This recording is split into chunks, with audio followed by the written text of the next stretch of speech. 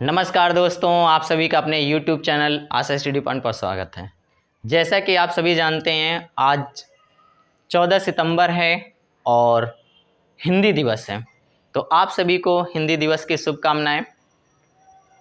आज का जो हमारा ये वीडियो होने वाला है हिंदी दिवस से संबंधित है। भारत के इतिहास में हिंदी दिवस का क्या महत्व है और हिंदी भाषा हमारे लिए कितनी महत्वपूर्ण है, इन सब के बारे में इस वीडियो में हम लोग जानकारी करेंगे।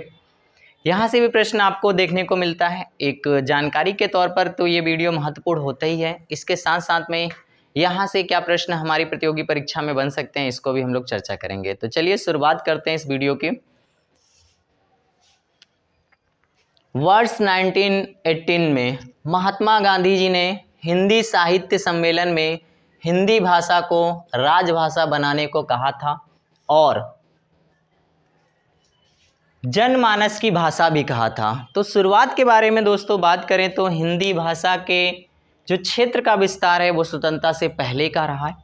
यानी हम बात करते हैं 1918 में महात्मा गांधी के हिंदी साहित्य सम्मेलन के विचारों में राजभाषा के रूप में हिंदी को दर्जा देने की बात की गई थी, लेकिन उस समय ऐसा नहीं हो सका। लेकिन स्वतंत्रता के बाद इस पर विचार विमर्श किया गया और 14 सितंबर 1949 को हमारी हिंदी को राजभाषा का दर्जा दिया गया।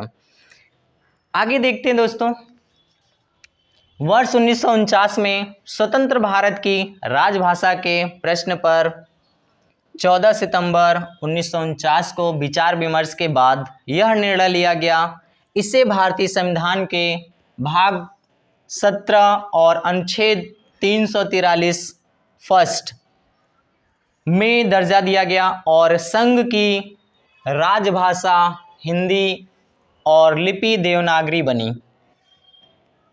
बात करते हैं दोस्तों, तो हिंदी को लेकर स्वतंत्रता के बाद ही बात चली और आप सब जैसा जानते हैं, भारत एक हमारा ऐसा देश है जहाँ पे अनगिनत बोलियाँ हैं और अनगिनत धर्मों के लोग हैं, सभी को समाहित किए हुए हमारा एक भारत देश है। तो जहाँ पे कहा भी जाता है, जहाँ पे कोस कोस पर आपकी भाषाएं बदल जाती है और 4 कोस पर पानी बदल जाता है, ऐसे देश की राष्ट्रभाषा के लिए चुनाव करना बड़ा ही समिति के लिए एक बहुत बड़ा ही कार्य था। तो डॉक्टर भीमराव अंबेडकर की समिति के अनुसार बात विचार विमर्श किया गया इस पर और 1949 यानी वह दिन हमारा 14 सितंबर 1949 आया, जिस दिन हमारी हिंदी को राष्ट्रभाषा का दर्जा तो नहीं दिया जा सका, लेकिन राजभाषा का दर्जा दिया गया। और यह विचार किया गया कि कुछ दिन बाद इस पर और आगे इसको पूरी आधिकारिक रूप से इसे भाषा का दर्जा दिया जाएगा।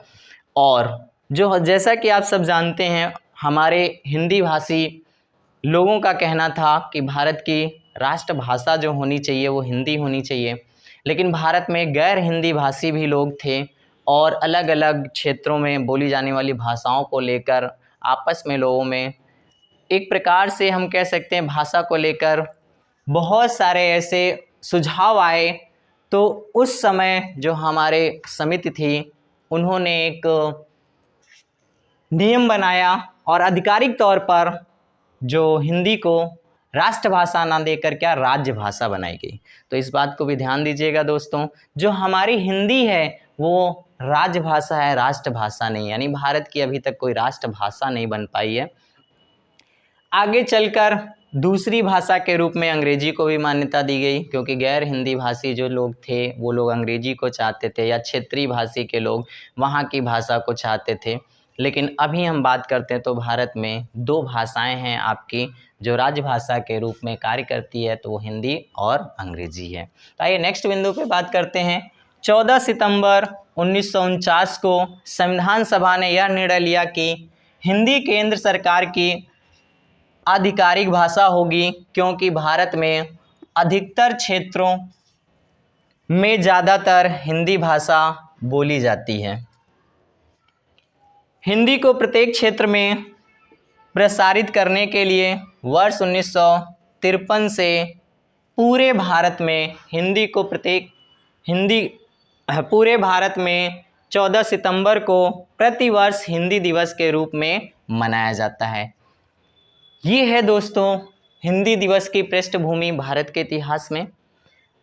कवि भारतेंदु हरिश्चंद्र का भी कहना है, निज भाषा उन्नति अहे सब उन्नति को मूल, बिन निज भाषा ज्ञान के मिटत ना ही को सूल।